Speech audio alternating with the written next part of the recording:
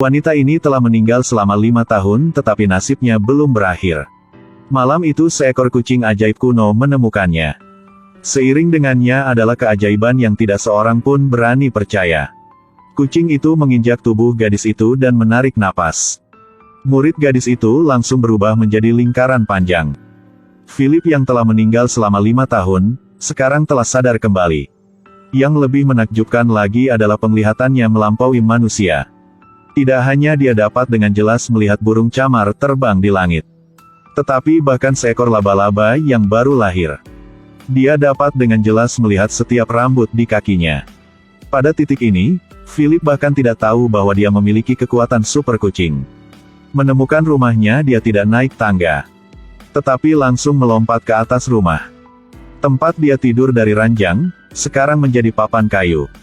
Ketika bangun, saat masih menguap, belum sempat bereaksi, dia langsung jatuh ke tanah. Jatuh dari ketinggian seperti itu tanpa luka apapun. Ini terlalu sulit dipercaya. Meski begitu, dia memiliki kepribadian yang sama dengan kucing. Bahkan mendapat panggilan telepon aja dia harus melompat ke atas sofa. Makanan 3 kali sehari ubah menjadi makanan kucing. Sekali dia makan, dia harus makan minimal 10 kotak makanan kucing. Kepribadiannya yang dulu pemalu juga telah berubah. Dia akan dengan marah mengatupkan giginya pada anjing yang dia temui di jalan. Di tengah malam, dia tiba-tiba dibangunkan oleh suara gaduh. Karena tetangganya seolah membuka pesta rumah. Sebelumnya dia marah tapi tidak berani angkat bicara. Kali ini Philip tidak bisa diam lagi. Dia langsung menendang pintu sang tetangga setinggi 5 meter.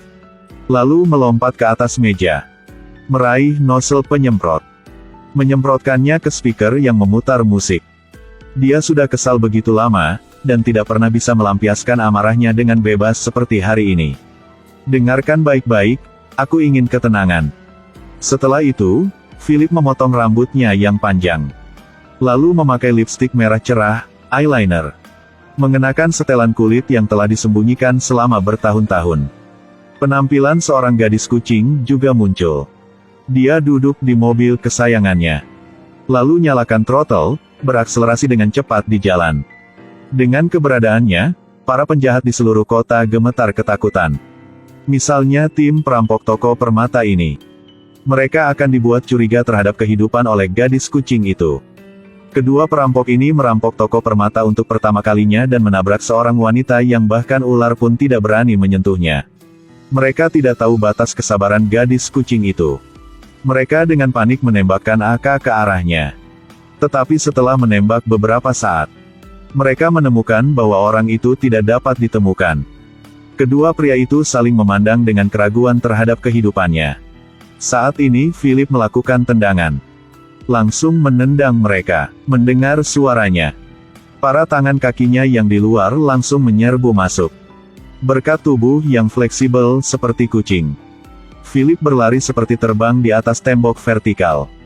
Pada kecepatan ini, bahkan peluru pun tidak mungkin secepat dia. Akhirnya Philip melepaskan beberapa pukulan, mengalahkan semua gerombolan perampok ini. Tapi ketika dia pergi dia mengambil sejumlah besar permata. Keesokan paginya ketika dia bangun Philip juga tercengang. Karena keilahian gadis kucing akan muncul saat hari gelap. Jadi di malam hari dia tidak bisa mengendalikan dirinya sendiri. Dia ingin menghancurkan para penjahat itu. Tanpa diduga, dia mengubah dirinya menjadi penjahat. Tapi dia dengan cepat mengembalikan sejumlah permata itu ke TKP. Polisi melihatnya, lalu mereka tercengang. Hal berikutnya yang ingin dilakukannya adalah pergi membalaskan dendam untuk dirinya. Karena dia dibunuh oleh orang lain. 5 tahun yang lalu Philip adalah karyawan sebuah perusahaan kosmetik. Pada suatu hari, saat mengantarkan dokumen, dia secara tidak sengaja menemukan bahwa alas bedak mahal yang baru saja diteliti perusahaannya sangat berbahaya. Walaupun bisa menghilangkan kerutan tapi akan mengeraskan kulit. Tapi jika berhenti menggunakan skin akan cepat hancur. Karena stres Philip tidak sengaja memecahkan cangkir.